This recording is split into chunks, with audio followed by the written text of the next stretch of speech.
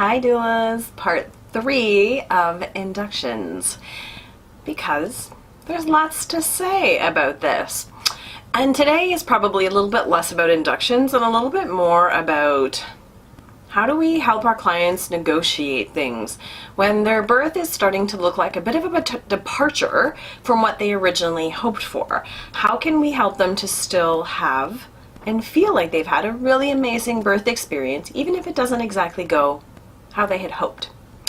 And this is something that I've changed a lot in my career. From, you know, what I was doing 10-15 years ago to now is really, really different. And I'll tell you a little story about why that happened in a sec. Because first I want to bring attention to my beautiful yoni necklace. Did you check out this necklace? Can you see up close? Isn't that awesome? A client gave this to me last year. I have a funny story about that too. Today's going to be all about stories. I'm going to start with this funny story because it's going to mean a lot to our discussions today about negotiating and how we share information and stuff.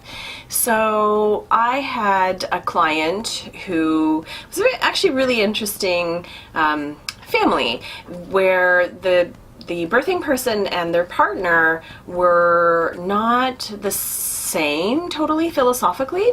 One of them was probably a lot more naturally minded than the other person, than the birthing person.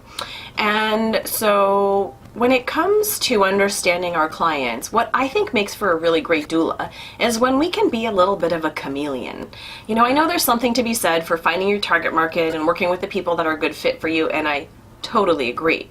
But if we want to be professional doulas and we want to be professionals, then I'd like to think that over time what we're trying to do is find ways to connect with more people, not narrow down who it is that we can work with. Does that make sense? I don't know. Anyway, I don't know about that, but how I feel about that, totally, I could probably go either way or be convinced either way.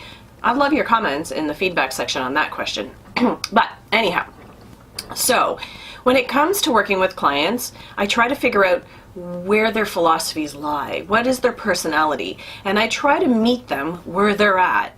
Not bring Stephanie, but bring chameleon version of Stephanie to that relationship dynamic. And so I had this client who was more medically focused and ended up testing positive with GBS. And then all of a sudden when she tested positive, actually had a lot of questions around it.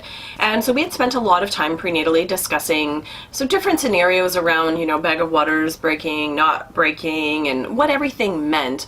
And I had sent a bunch of research on GBS and things like that for her to consider. So day came and went of labor, and of course, guess what happens? Premature rupture of membranes. So just for those of you that are newer to doula work and doula terms, when we say premature rupture of membranes, that doesn't mean preterm, it means before labor, okay? So preterm, premature rupture of membranes would be before a baby's term. But when we say premature rupture of membranes, we just mean as a first sign of labor, before labor is actually going. Okay, anyway, so has premature rupture of membranes and no contractions, so eventually goes into the hospital to be induced. And of course it wasn't really how the kind of labor she'd imagined for herself. It ended up being a lot more medical, and even though she was open to the medical side of things, it still ended up being a lot more medical than she had envisioned. At one point she had an epidural, and her partner was sleeping, and I was sitting off in a corner trying to give her some space to sleep. We're going to talk about epidurals today too, because it's really important is that when someone finally gets an epidural is sleep, right? Get some rest, and it's going to be probably the last time in a while they're going to be able to get some nice rest like that. So anyway, she couldn't sleep. She was just really excited and had a lot of thoughts going through her mind, and was actually really calm and content, but said, I wonder if this will happen again next time. And I said, well, some care providers, if you test positive one pregnancy, they consider you positive in the next pregnancy, regardless of how you test. I know, don't even get me started on that one. But I said, there are ways that you can reduce your colonization of GBS and or get rid of it that are sort of more on the more natural side, but I didn't think you'd be into it, so I didn't mention it. And she said, oh, what are those like? And we discussed some of the natural things. I'd been at a presentation recently where they talked about a small study that was exploring if probiotics could reduce GBS and was showing some promising results on that. So, talked a little bit about that, and I said, in working with a naturopath, that they would recommend a lot of different things, some homeopathic, some herbs, maybe some tinctures, and even there's some natural things like putting garlic up your yoni. And she said, garlic up my yoni? She goes, yeah, you're right. I wouldn't do any of that stuff. I would do this all over again. And we had a really good laugh about it. And, I think that was such a poignant moment for me, that even though the experience of labor had gone very differently because of the GBS and the choices and all of that, that even with all of that knowledge, the choice for her would still be to do it all over again than to go into an area that was uncomfortable for her, which was like that naturopathic sort of holistic way. And that was really interesting and really reaffirming for me that it's important as doulas that we don't bring what we think, believe, and know necessarily to the experience, but that chameleon version where we're sort of sussing out, hey, what's important to you? If there was something around more information about this, would you want to know? And that's how I start all of my conversations when we're starting to get into those interesting zones that are maybe a little bit more controversial, or maybe where there could be really distinct belief systems that come into play, is I always start with it by saying, hey, if there was information on this, would you want to know? If there was another option than was being presented to you, would you want to know? And you know what? A lot of people, they answer, no, you know what? I think I'm comfortable here. And that's great. Great. You're comfortable, because here's something that happens. Remember that story I told in part 2 about inductions, about how my client, when the doctor put the responsibility back into her hands of deciding to go ahead with this planned cesarean or not.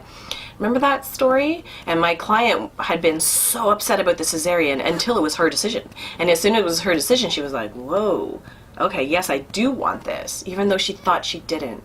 And that simple flip of the switch helps people go from thinking something's being done to them to that something's being done for them. And I think that's a really important distinction. So when we talk about negotiating, that needs to be a central focus for us, that all of the negotiations come from our client's desire, number one, and that they're done in a way that takes everyone's interests into account.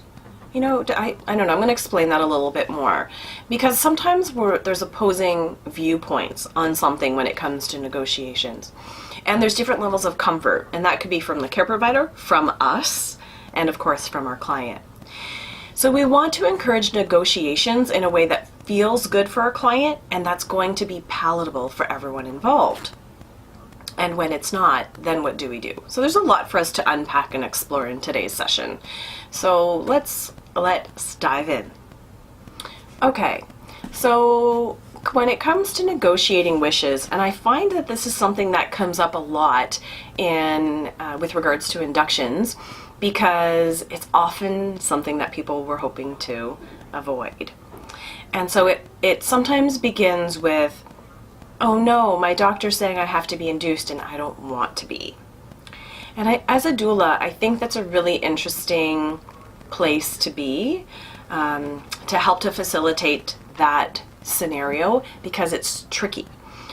For many of us, our scope of practice would say that we are not going to say anything that would contradict a care provider's advice and or make our client lose faith or confidence in their care provider's advice.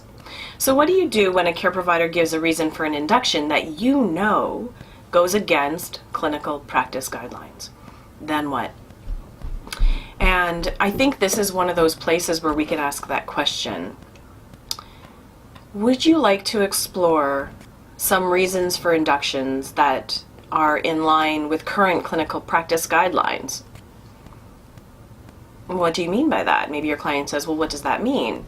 Well, just, there are some guidelines for your care provider and all the people who are in that role to help guide them with regards to decision making. Those clinical practice guidelines are usually put out by their regulating body, And it helps to bring together a lot of evidence on a topic and give some general recommendations to those types of care providers on what might be the best appropriate course of action in certain circumstances. So sometimes, care providers make decisions that are complex, and they make decisions that are based on their own experience and their own knowledge, of course, and your clinical picture. But, that's complex. And here's the thing that I know about a lot of things in birth is that if you lined up 5 different care providers, you're going to get 5 different answers on a topic. And so what it leaves us feeling as clients is asking the question, well, if 5 people would give 5 different suggestions, which one's right then? And that's often how I get into this place of helping clients to understand and see that there are a lot of different options in birth, and that not every care provider is going to have the same recommendation. So without coming directly out and saying that recommendation your care provider just gave goes against clinical practice guidelines, which would be in breach of scope, is what we're doing is we're opening their eyes to the idea. And hopefully we've done this prenatally before there's actually an issue at hand. So we've broached this conversation before and this idea before. But even if you did it in that moment for the first time, is you're not saying that's a bogus reason for an induction, which is also based on your own knowledge, personal experience, and all of that. And of course your clients, what you perceive as your client's clinical situation. But instead of saying something like that, is you're just going to step it back a little bit and you're going to put that decision into your client's hands. Do you want to know more? Would you like to know more? And your client may then say yes or no. But remember that if your client says, no, do you think, this isn't something that I thought I wanted, but I think it's probably best. Then what's going to happen is, regardless of how that experience unfolds, is that your client sees in that moment that it is their decision. And when people feel like they made the decision, even if it doesn't go exactly as they hoped, they still typically tend to be more satisfied with their birth experience and birth outcomes than someone who went along with what someone else was saying or felt pressured or that they had no other options. And so as doulas, I think it's a lot in our wording. How can we state things in a way that clients feel like they have control? And the other thing that I think is really important as well, and I told you I was coming back to another story at the beginning, as I had a client early in my career. I mean, it was early, but I'd been a doula for a few years.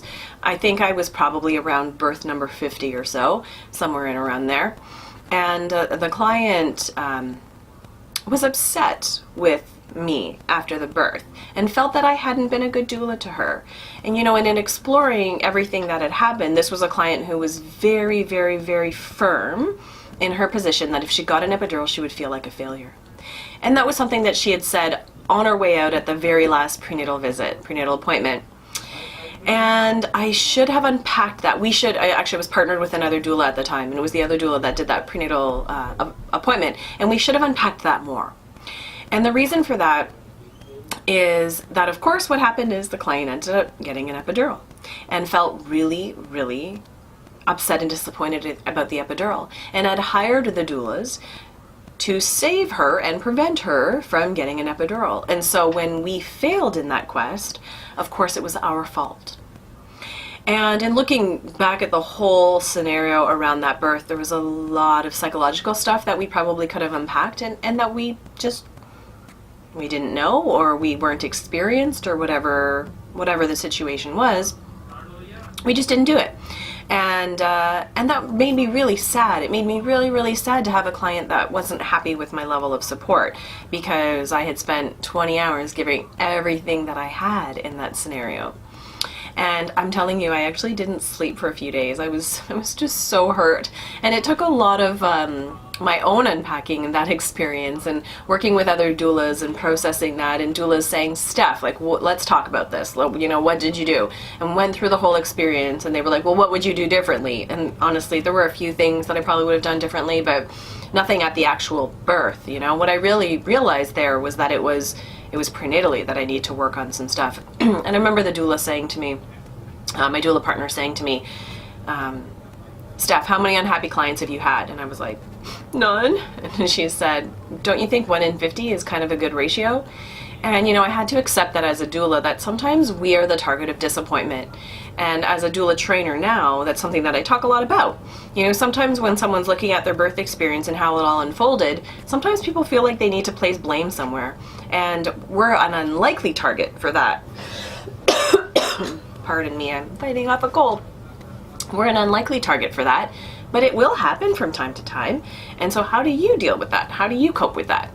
And it's not a fun thing. It's really, really not a fun thing. And so I realized if I can unpack those emotional barriers in some of those situations prenatally, that the client is less likely to feel really disappointed with their birth experience, and then less likely to feel like they need to blame someone for that. And I think induction is one of those places where there's a lot of blame. If you hear people talk about their birth experiences, you hear that a lot. I didn't want to do this, but I had to. They did this to me. And I feel like that language, well, first of all, that language really, really saddens me. As a woman, I like to feel that people acknowledge more choice than that and more autonomy in their own healthcare. And that's a whole other big issue, is for us to talk about just sort of the state of maternity care in the world right now is such a big issue that I'm not going to get into right now. But as a doula, I think that we do have the ability to work through some things prenatally. So one of the ways that we can do that prenatally is doing what we call the ideal birth game. And it's something that I have in my blog at doulaschool.ca/blog. There's one of the topics is on things that we can do in prenatal activities, and that's something that I've also done video blogs on as well. But I really, really love the written one actually describes how to do the activity, and it has a link for where to print the labels to make it easier for you guys to create this activity for your clients. And this is something that I give to all the students who take my doula training, and we go through it in our training. And what it is, it's basically a set of 15 different choices that we can make in our labor. And it kind of goes over, so one side might say something like vaginal birth, and the opposite of that, of course, would be a cesarean. And we go through all of these 15 cards prenatally with our clients. And so what we're doing is, as we go through the card, is we say, what's your preference between these two? Do you have all the information that you need on this topic? Do you need me to send you more information? And if they really, really have no idea about anything that we're talking about in that activity, then obviously those are clients that really, really need a childbirth class. And as a doula, I know we spend time with our clients prenatally, but to me, as someone who's also a childbirth educator, that is not enough time. People need to take childbirth classes. And enough there. Oh my gosh, I'm on my soapbox like 12 times today. I don't know what's happening with me. It must be this cold. It's my bullshit meter is like at 0. Also coming off of a difficult birth this week too, which has really made me feel really primed for doing this episode, because again, was a birth where things really didn't go as planned, but I had some really wonderful opportunities to negotiate and to help my clients negotiate some different options and choices. So, okay, so what do we do? So number one is this activity. Let's do that. It helps our clients to see the options that are available to them, but also how things go together. So for example, when they're doing this activity, and what we do is we lay out the 15 cards in front, and then we say, sometimes labor doesn't go exactly as we hope. And if labor were to start to go down a different path, what would be the first 5 options sitting in front of you that you think, well, yeah, I'd prefer that, but if I get the opposite, it's not that big of a deal. And it might be something like, hey, I'd like to, eat and drink as desired, but if I got an IV, that doesn't really bother me, or whatever. So we flip over these 5 different cards, and what starts to happen, we know, is the cascade of interventions. So there are some things that we can choose independently that aren't going to affect all the rest of our labor, but there are some things that do. And so as they flip, for example, the card induction, we go, okay, and very neutrally, we're going to say, okay, so if you flip over induction, there are a few things that go along with that. So in where you're having your baby, if you're induced, you would have an IV, so you need to flip that card over. You would also have continuous fetal monitoring, so you need to flip that card over. And not that it's impossible to be induced without an epidural, but realistically, most people choose to have an epidural with an induction. So you might want to flip that one at the same time. And so we explain all of those different things to people. And again, it's not with our judgment. So it's not Stephanie saying, uh-oh, but do you know what that means? If you choose this, then you have to have this, this, which brings a negative connotation to the idea of an induction. And also then that comes from me personally versus just being fact. So when we do this activity with clients, it does give us the opportunity to say, oh yeah, well that would, that would go along with it too, and that would go along with it too, in a way that doesn't villainize it, but just explains that some things go together like that. So the other thing that I think is really, really important as well is focusing on what is possible. So if you by nature are not a terribly optimistic type of person, then this is something that you're going to need to retrain yourself, because it's really easy to see the negative in things. It's sometimes harder to see the good and the positive and what is possible. And in doula training, we do a lot of scenarios. And we do scenarios where a client is faced with an induction that they didn't want. And what can she do? And what I always want to see in that activity is people saying, well, she can still do this, she can still do this, and she can still do this, and she can still do this. Focus on those things. Remember, our goal is to increase confidence and decrease fear. And so telling someone the horror stories of inductions that you've attended or of how bad inductions can be is really not helpful. But focusing on yes, I know you're going to be on continuous fetal monitoring, but there's still tons of positions that we can do. And, within the realm of the sort of the distance of the monitor and the leads. But the other thing too is, hey, have you asked your doctor if there's telemetry at your hospital, which is like those wireless monitors? I'm seeing them more and more in hospitals all the time. So knowing the options that are available in your hospital is a really important one.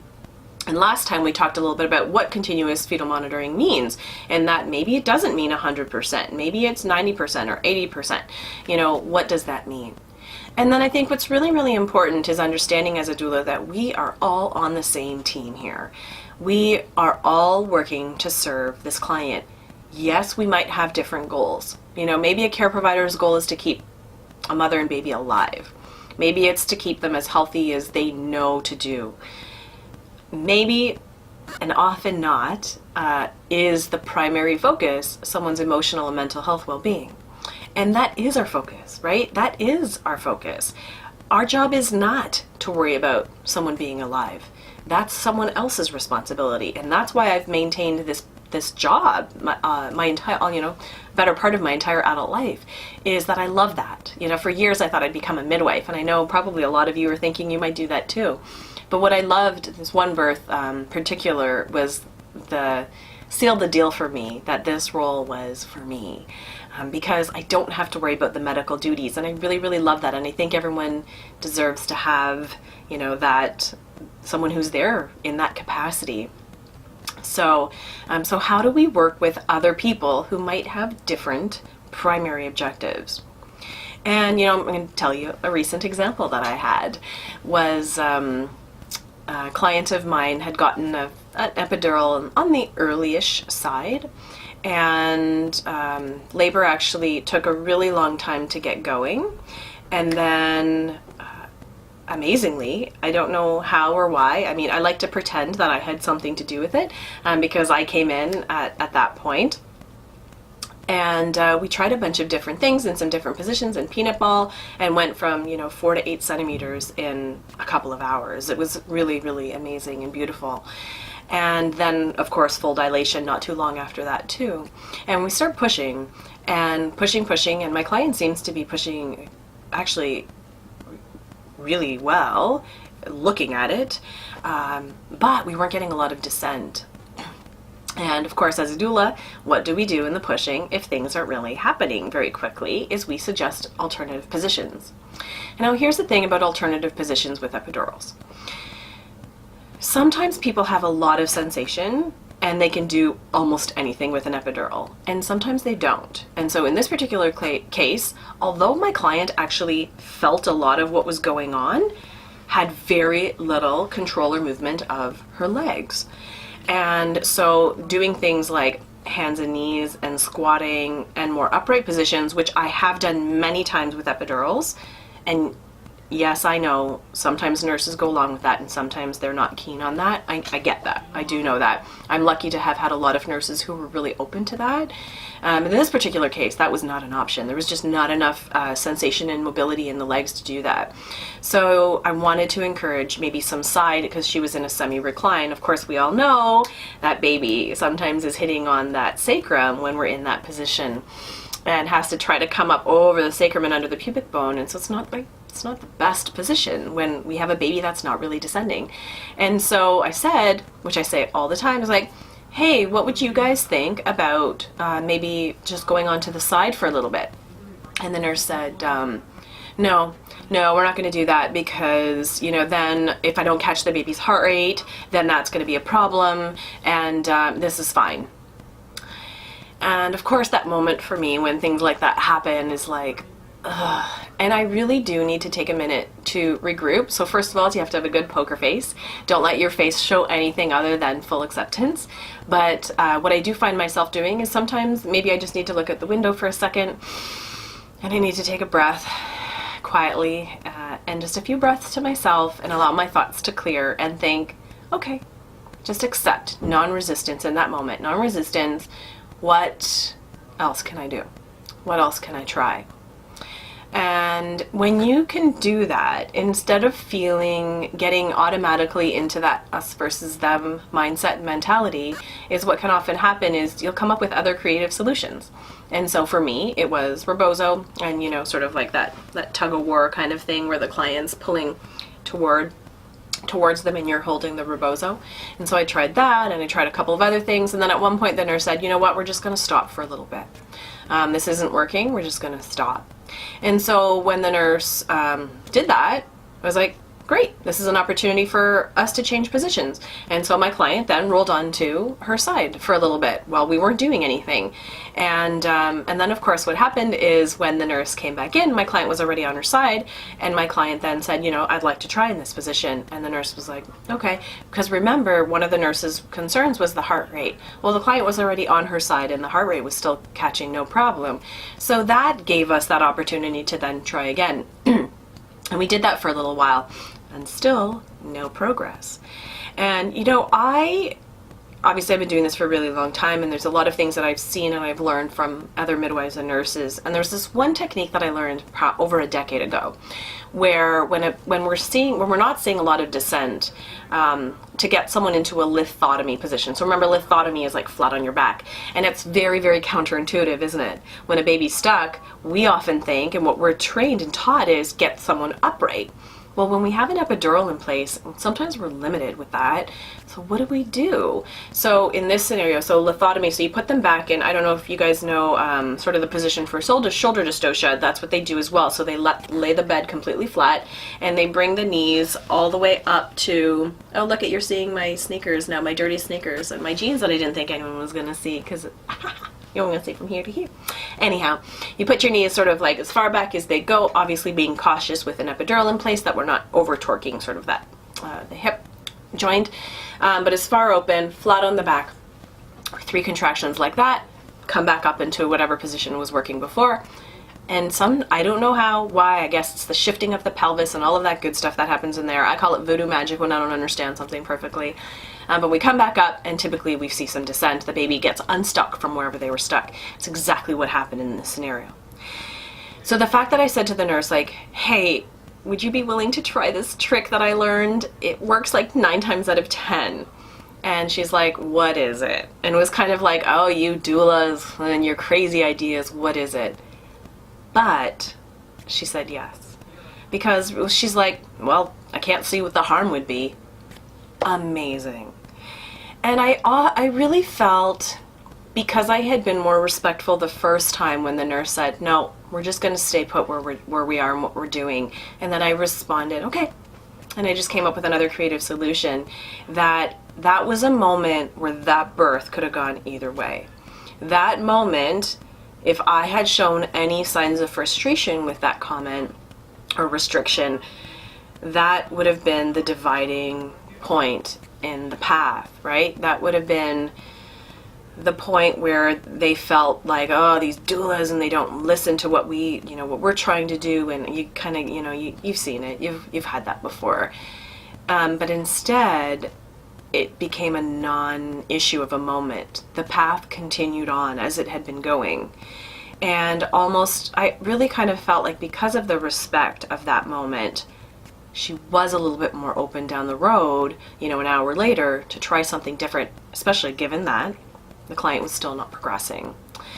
And anyway, that just felt really awesome to me. And then, of course, baby did come down, and we had more progress, and it, like what an amazing moment, right? Where you get the okay to try something, someone goes along with it even though they're really skeptical, and then it actually works. And I wondered to myself, I wonder if that nurse will try that again at some point with someone else. There's a good chance that she will. There was also a nursing student in the room too. Guess what? Good chance she will too. So I had this sort of disagreement with someone recently around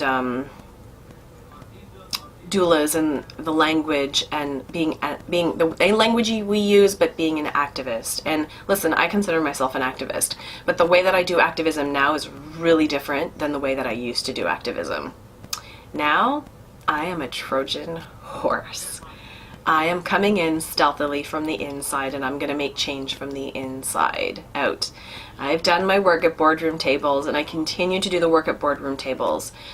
But, fighting the fight, fight and fear and violence and anger, to me, that is going to be, and has shown to be, much less effective than love and kindness and respect and goodness and persistence and all of those things that I do from within the hospital programs that I run, and every birth that I do, and every birth that my team does in our agency, which number in the thousands at this point, which is freaking amazing. So anyway, food for thought on that. Lots of stuff to unpack there. I kind of don't want to be totally overwhelming. I had a couple more thoughts on epidurals, and we're going to wrap this up, but I'm going to come back to some other stuff next time. Next time I actually want to talk about vicarious trauma, because that's been a really big topic for me. And as a doula, how do you heal from seeing difficult things? Okay, so that's going to be coming up real soon in the next session. So epidurals. A few things to think about with epidurals. I think last time we talked about not leaving, so sticking around. Listen, sleeping is a really, really important thing. So people need to sleep. They've been awake for 20, 30, 40 hours, and they get an epidural. That is a prime opportunity for sleep. So get everyone to go to sleep as much as possible. That might mean that you have to stay quiet, not continue to engage. And I also find that as a doula, I feel like my relationship with the nurses is much better if I respect that as well, because that's often what they want the clients to do as well. So if you sit there constantly doing more stuff, sometimes the nurses get a little bit perturbed by that. So keep that in mind. That might mean that you take an opportunity to go get yourself some food or have a nap somewhere, preferably in the room. Sometimes that's impossible or not practical, so somewhere close by, maybe it's a waiting room or whatnot. And then making sure that it's easy for the clients to access you if they need you, so whether it's giving you a quick shout or whatever, that you're available. Other thing is being cautious of joints, right? We know that when people are frozen, that sometimes they don't feel stuff happening that's actually going to cause problems in the next day. So someone with pubic symphysis dysfunction, separation of the pubic bone, avoiding a lot of really deep open positions, especially sustained, that's obviously not super great. So again, joints, hips. Of course, most important thing is maintaining the person's memory of their birth experience. So what can we do to make that memory really nice? Can we play some music? Can we, excuse me, dim the lighting? I always have little LED tea light candles I put all over the room. So beautiful, so pretty. Even when nurses and doctors walk in, they just think, oh, this is so pretty. So that with some nice music, maybe it's a hand massage or a foot massage to help our clients go from the intensity to a more relaxed state. Maybe we can do a visualization.